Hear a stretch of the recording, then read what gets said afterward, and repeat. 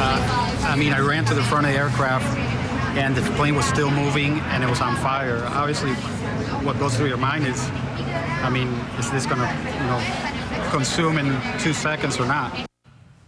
Scary moments for passengers as their plane caught fire while still on the ground at Fort Lauderdale International Airport. Smoke was caught on camera, as you can see, billowing from a wing. 187 delays because of the fire, 42 flights canceled. Live team coverage tonight from Fort Lauderdale International and the flight sent to Palm Beach County. We begin with anchor Michael Williams. Michael? Good evening, Kelly. Injuries, but no fatalities here. Rain now socking in the field. Jet engine screaming behind me. The airport getting back to normal. All of it a backdrop for the tension and for many the terror that enveloped that Boeing 767 Dynamic Airways flight 405 at about 12:30 this afternoon when fire broke out in the left engine on the aircraft, the port engine. Another pilot had reported seeing a fuel leak, and that is when everybody sprang into action. The emergency slides came down, fire crews rushed in, passengers getting off that aircraft in an orderly fashion, at least as everything has come to us. We understand it was very orderly and professional and fast. Time is of the essence, and one passenger talked to us a short while ago, talked to news crews, I should say, and here's what that passenger had to say about the terror of those few minutes. I heard like a bump, and I heard people screaming, running to the front. I'm like, what's happening? So I turn around and look in the window, and it's like flames all over the turbine of the plane. Everybody moving as quickly as they could to get off of the aircraft that again sets behind me as crews pour over that aircraft, and the investigation into why this happened is only now getting underway. The flight, Dynamic Airways Flight 405, was set to be bound for Caracas, Venezuela, and again now federal safety investigators will be coming in here piece by piece to try to understand what happened. For more on what we're learning early on here, and again, we have preliminary information. 101 people aboard, 14 people taken to hospitals, chest pains, bumps and bruises. One person reported as a burn injury, was not that at all. They fell running away from the aircraft and badly hurt their head. We're trying to check their condition. But for more information from investigators, at least as we know it right now, let's go to Gabrielle Saran.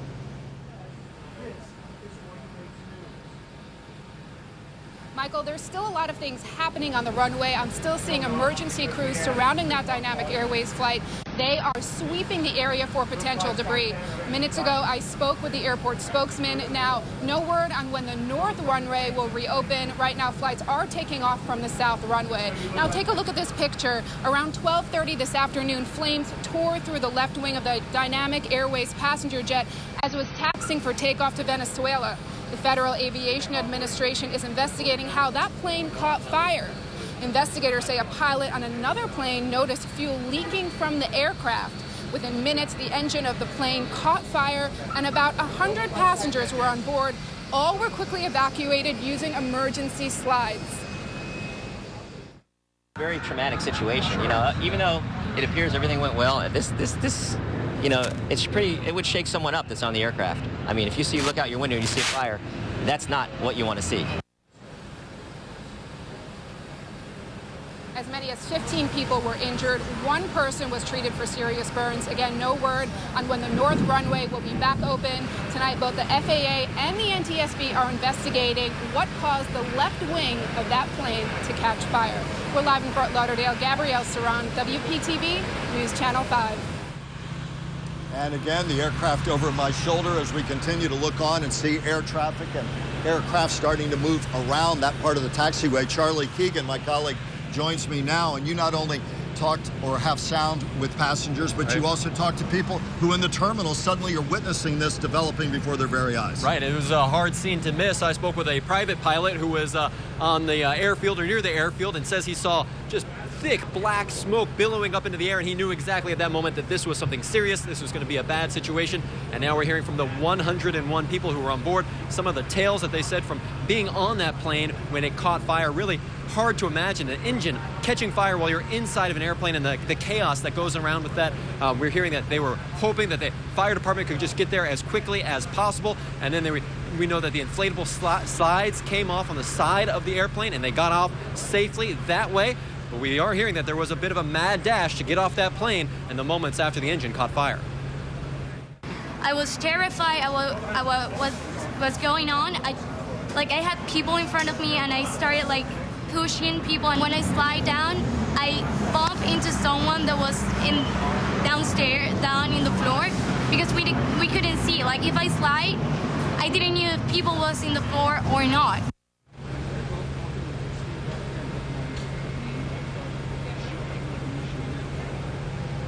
The airport did corner off a part of a terminal here for the passengers and their families so that they could reunite and kind of get together and figure out what to do next. The airway, Dynamic Airway, also working with the passengers to get them to Venezuela, however they need to get there. Of course, Michael, probably easy to understand that a lot of these passengers may not want to get on a plane right after experiencing something like this. Certainly so. A lot of them will be meeting with aircraft representatives, trying to sort things out. Of course, the first thing you do is pick up the phone to your family. The first thing they had to do here in terms of airport operations was figure out where to send planes when they had to shut this field down fully for quite some time. And some of those planes were diverted to Palm Beach International Airport. Katie Johnson picks up that part of our story.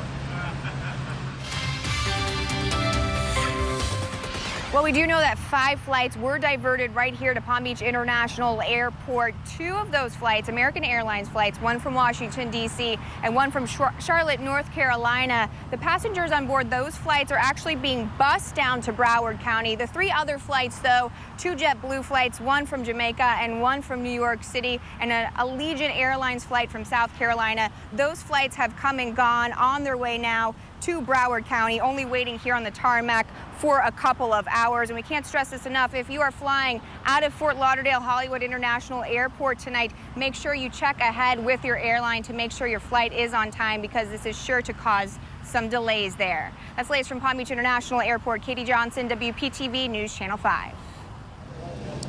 All right, back live now. The sun beginning to break out again, and a rainbow of all things that you look on into the distance to the north. I don't know if you can make it out after a very tough day. A rainbow breaking out beyond the Dynamic Aircraft Flight 405 that was most unlucky today. Rainbow notwithstanding, the aircraft, a Boeing 767, catching fire. The fortunate news, no fatalities, people hurt, bumps, bruises. One man fell as he ran away from an emergency slide, being treated for a serious head injury. But given what happened today, there is that fortunate news to report right now. So what is happening at this moment? Let's take a look at some of the bullet points we put together for you. Dynamic Airways is right now working to meet with passengers here, and they are doing that at this hour, we are told. As for the aircraft itself, we do not know when the 767 will be moved from the field, nor airport officials tell me, do they know when they will be able to offload the fuel here. We're waiting for investigators to arrive on the scene. We'll have full coverage throughout the evening, on air and online. Reporting live from Fort Lauderdale Hollywood International, I'm Michael Williams. Back to you. Michael, thank you, and stay with News Channel 5. Continuing updates on the plane fire on the WPTV app and WPTV.com. Right now on News Channel 5. It will be days, maybe months, before we know exactly why Dan Shalloway's plane plummeted. Wreckage pulled from what's left of the charred mobile homes is now on its way to a lab on the Treasure Coast. Tonight, 2 communities are grieving. I call my daughter. Bonnie, come on, Bonnie. Nothing. Very intelligent, kind of ahead of his time in thinking. I'm Jay Cashmere at the crash site where 24 hours ago a Piper 1800 plunged from the sky and crashed right behind me where I'm standing here. This is the charred remains of what is left of 2 mobile homes here tonight. The NTSB is gone, and now bystanders are overlooking the remnants of this tragedy. We have live team coverage from the ground to the air as we dig deeper tonight into what happened, why this small plane fell from the sky just 3 miles from its intended landing site. Still a lot of questions surrounding this scene that has been combed over by federal investigators, questions that we may not know the answers to for months, if not almost a year. Right now, the NTSB is looking into this incident, really critically focused in on the pilot, his record, his past, and the maintenance log of this plane. Here's what we do know tonight. There were 2 victims in this tragedy. The pilot, Dan Shalloway, a University of Florida graduate beloved in his Palm Beach Shores community. Shalloway was returning to Lantana Airport from Orlando. Killed on the ground was 21-year-old Banny Galicia. She was sleeping inside one of these mobile homes here. Her father came out here last night, was screaming, tried to save her, but just couldn't get in to get her. Again, the NTSB, the lead agency on this, they will be out here for the next 2 days as well, combing through a multitude of evidence. The plane was removed earlier today by federal agents. What was left of it, that is, just fragments of it, the propeller and the engine. We begin right there with News Channel 5's Charlie Keegan. He is live with more on what federal investigators have to say. Charlie.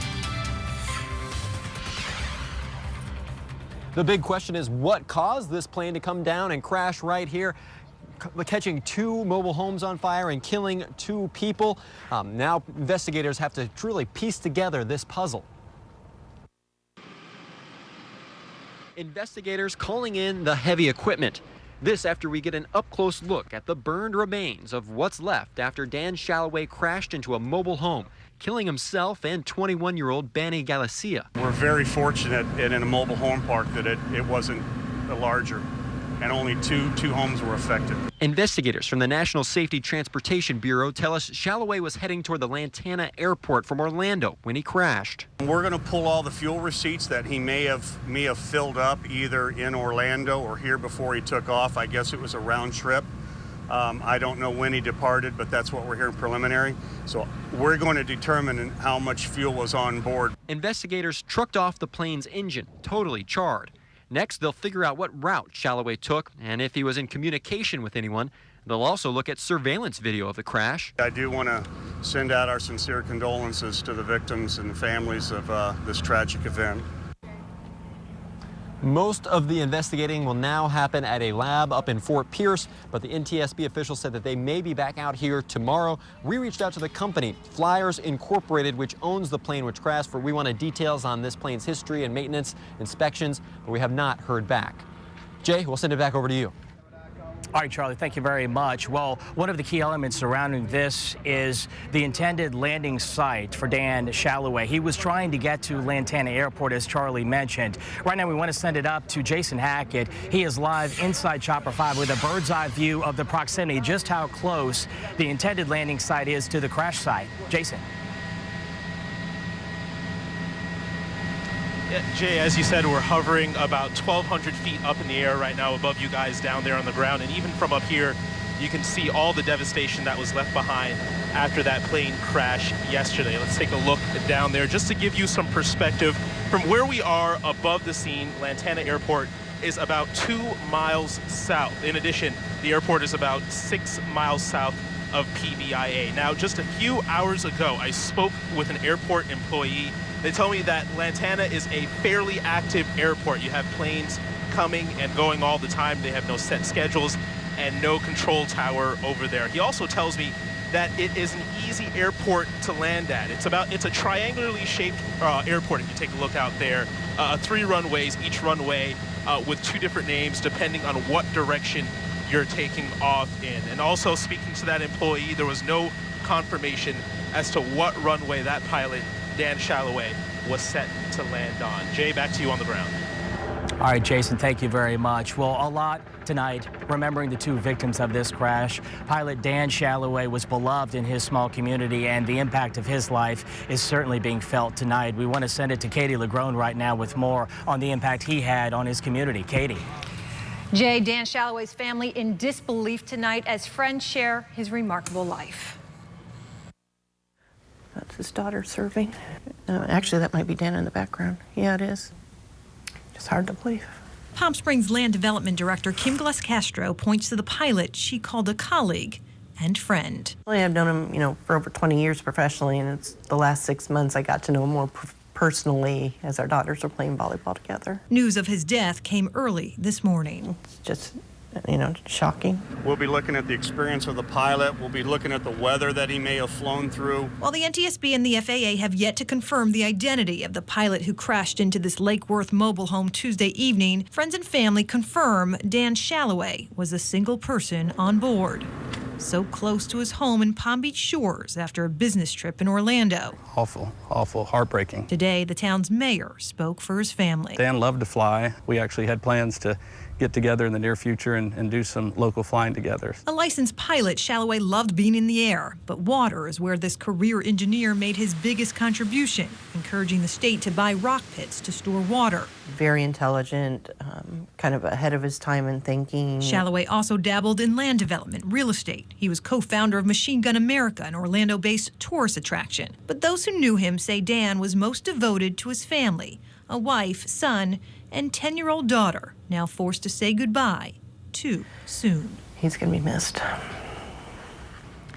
And Dan Shalloway's family issuing this statement late this afternoon. We are all deeply saddened by the loss of our beloved Dan. He was more than just a wonderful husband and loving father.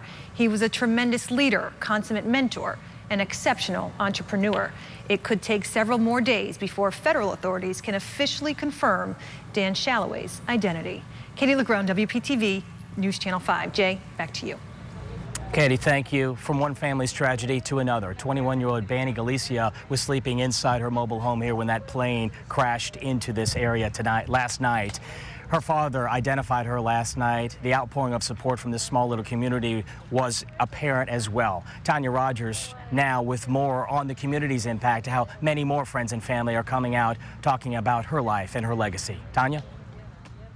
A father wiping away the tears, losing his youngest child, Banny Galicia. He says he tried to find his 21-year-old daughter when the plane crashed into their home Tuesday afternoon.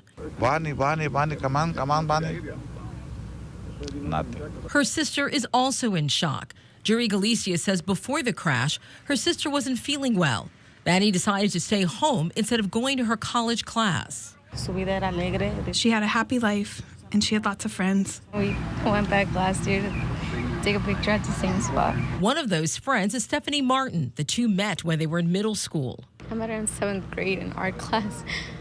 And then we just grew our friendship there. The friends were inseparable. Now, instead of sharing their pictures, Stephanie and the Galicia family are dealing with the sorrow of losing a loved one. Last time I talked to her was the night before.